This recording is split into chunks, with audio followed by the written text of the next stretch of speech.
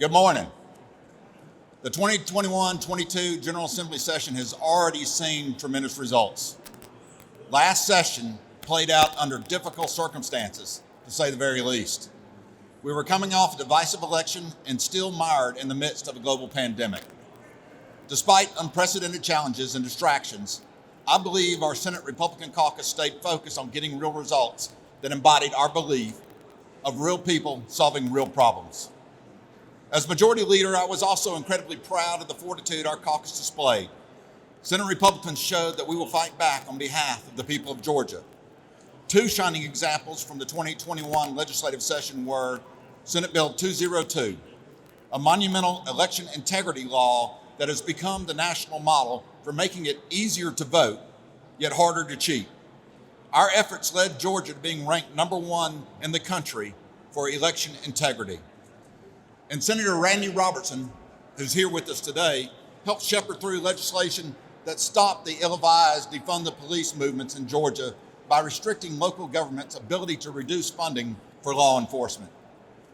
This session, I'm encouraged by the common goals that have been previewed by the members of both chambers.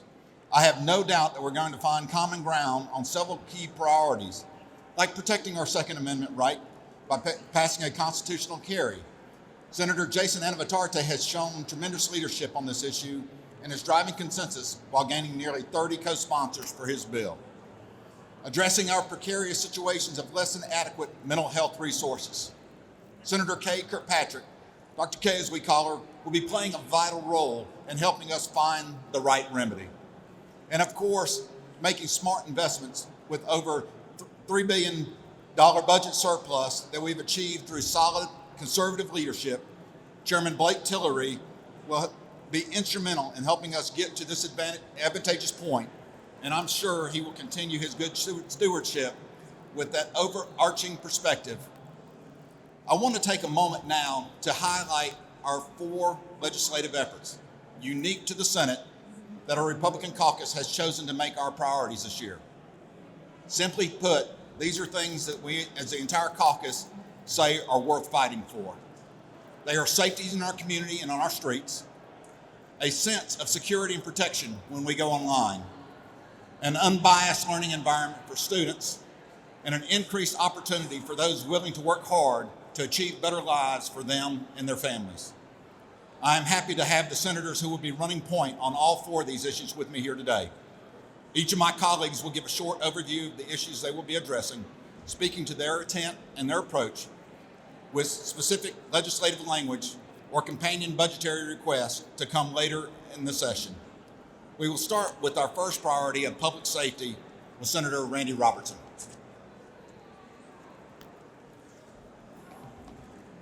Thank you, Leader. As some of you may know, I'm a 30-year law enforcement veteran, retiring from the Muskogee County Sheriff's Office in 2015, with training in multiple assignments to include undercover narcotics operations, investigations, and serving as Director of Homeland Security for the City of Columbus. No excuses can ever justify the chaos that leftist politicians have allowed to erupt in their cities in our recent past, including here in the city of Atlanta. Their tolerance of completely unacceptable behavior has emboldened a dangerous criminal element that now prowls our cities without fear or consequence due to these leaders' abandonment of professional law enforcement agencies. Our caucus will fight to keep these terrible and criminal events from ever happening in our streets again. I have introduced sweeping legislation in the Safe Communities Act of 2022, which will include increased penalties for inciting a riot or mob intimidation, vandalism of private businesses and government property, assaulting first responders, and obstructing highway during unlawful assemblies. This legislation also holds cities accountable for their failure to provide resources to the men and women of public safety that they need to protect their citizens. This unchecked violence has led to even more violence. when local elected officials made the decision to have law enforcement in the city of Atlanta to stand down, they should have been held accountable.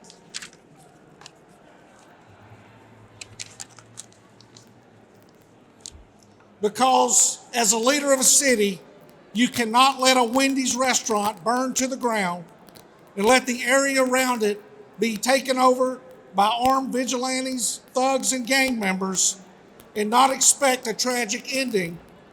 And in the case of Atlanta, it was the death of an innocent 8-year-old child. As Georgians, we cannot simply say that Atlanta's the problem. Violent crime can spread like a cancer across our state and into any community, and it has. In this session, we're going to cut this criminal enterprise out of the body of Georgia in its entirety. I now am honored to turn the podium over to my colleague, my peer, and my friend, Senator Greg Dolezal. Thank you, Senator Robertson, and hello, everyone. In addition to my work as the chairman of the Science and Technology Committee, I'm a partner in a Forsyth County-based technology firm serving thousands of companies and individuals around the world. There are two clear problems that I continue to hear from my constituents and everyday Georgians: data privacy and social media censorship. First, regarding privacy, big data is big business. We need legislation to protect online users by allowing them to opt out of the procurement and sale of their private and personal data, while providing recourse for violations of personal data laws.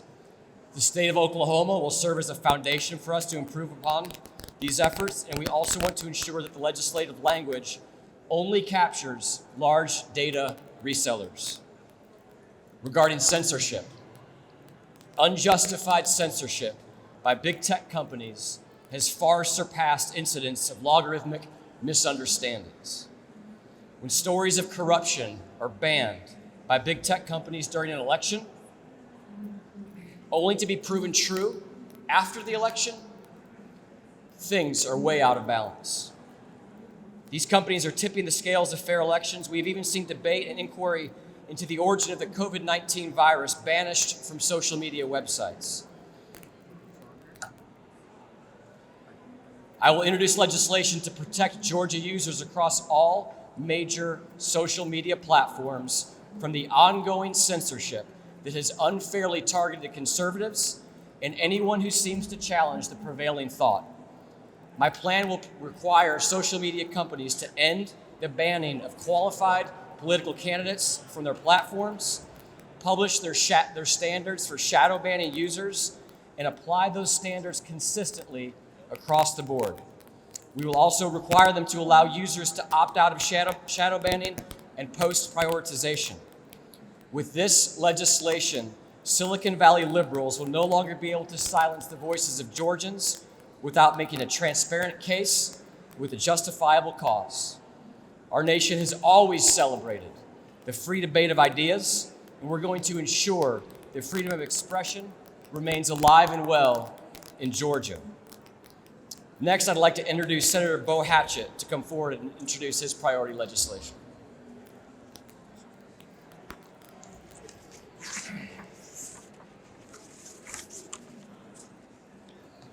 Good morning. Critical race theory is a subject that has stoked an intense debate and controversy around the country and here in Georgia. To their credit, Governor Kemp and the State Board of Education have taken action to thwart this type of corrosive ideology from seeping into our schools. Based on conversations with constituents and colleagues, I believe there is more work that needs to be done. While banning CRT might be the most straightforward approach, it's necessary to better define exactly what it is we are trying to stop. For example, if you, as a reporter, call a local school board and ask about CRT, they will likely respond with the definitive, "We do not teach critical race theory in our schools." But in some cases, That's like saying they don't teach mathematics while knowing they do teach addition, subtraction, multiplication, and division.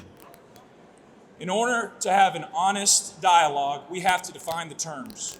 We believe that there are concepts that are being taught in Georgia colleges and universities, and seeping down into our K-12 schools, concepts that an overwhelming majority of Georgians outright reject. Take the term CRT out of the equation, our students should not be taught that any one race, ethnicity, or skin color is inherently superior to another race, ethnicity, or skin color. They should not be taught that an individual, solely because of his or her race, ethnicity, or skin color, is inherently racist, oppressive, or has some type of prejudice, whether consciously or subconsciously. They should not be taught that an individual's moral character is inherently determined by his or her race, ethnicity, or skin color. They should not be taught that an individual, because of his or her race, ethnicity, or skin color, bears responsibilities for actions committed by other individuals of the same race, ethnicity, or skin color, whether past or present. The bottom line is this: we must ensure that no student is taught to feel guilty or less than because of how they were born. Scapegoating and stereotyping are not acceptable teaching methods, period.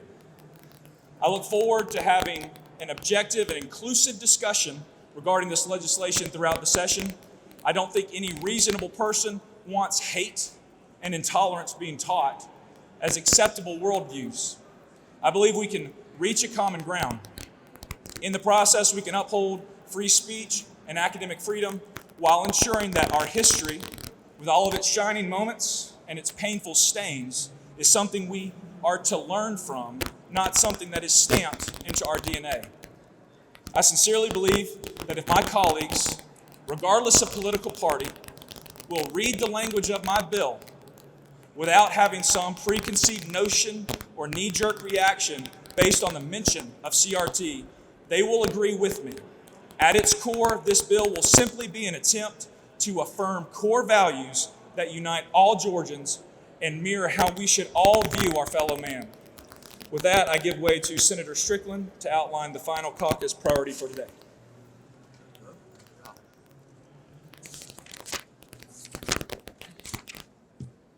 Good morning. I'm not sure if anybody's heard, but Georgia, for the 8th year in a row, is the #1 state in which to do business. And I do see some smiles out there with that joke. We talk about that all the time. We're very proud of having that honor here in Georgia, but we know that being the best state in which to do business brings unique challenges as well in this environment, such as our record low 2.8% unemployment rate. That's 2.8%. We have 190,000 job openings right now on employgeorgia.com, resulting over 300,000 job openings in our state. We talk a lot about being business friendly, but the statistics show this is a workers' economy. And my goal is to help workers and small and medium-sized business owners find better opportunities to fill the gaps in the job market by matching skilled labor with the quality jobs that are available in our state. As a result, I'll be introducing the Apprenticeship expansion legislation. It's going to be backed by $1.2 million in new funding in the state budget. And this legislation will direct the technical college system of Georgia to support the growth of apprenticeship programs and expand high-quality work-based learning experiences in high-demand fields and careers. It will require TCSG to coordinate with the Department of Labor, the Department of Economic Development, the Office of Planning and Budget, in developing this program. It will allow the appropriate apprenticeships to lower to the qualifying age of 16 in our state. It will also provide a contract completion award amount based on the number of hours of education and training required, but the $10,000 per apprenticeship. Our caucus is committed to creating great opportunities for Georgians willing to work while addressing the hiring shortages and increased work readiness for businesses in our state. And now I'll turn it back over to our Majority Leader Dugan to take any questions. Thank you, Brian. So you heard the overview. We believe that your security, whether you're on the street or on the internet, ought to be secure. We believe that your education of the youth in our state ought to be unbiased and factual. And it shouldn't be an indoctrination program, it should be an educational program. And we believe in the future of our next generation, our students, that they want to achieve more. And with Senator Strickland's apprenticeship bill, we think we can help get them there. So I want to thank y'all for coming today. I know that you're going to want to look at the bills in great detail before you pass judgment and start writing or televising or putting on the radio an impression of what you think it is. So I encourage you to do that. And then all the sponsors or myself will be available later for you for any questions you may have. Thank you for coming today.